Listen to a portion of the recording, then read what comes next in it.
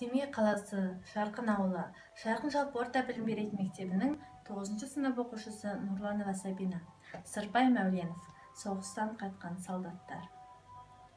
Жаутаңдап, қарап дала тұр. Көз жасын сүртіп жаңа бір, хабарсыз ұлын сұрауға жолыңды тосып ана жүр.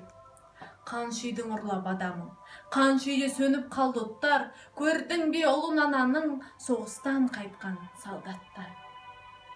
Кешікпей жарым келер деп, төрінен сайлап орынды, батысқа қарап елеңдеп, ару жүр тосып жолыңды.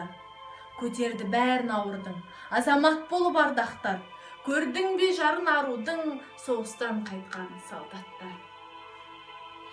Кетерде солдат жарының, ішінде қалған анашыл, көкемді айтпай танырмын деп бір сәби бала жүр.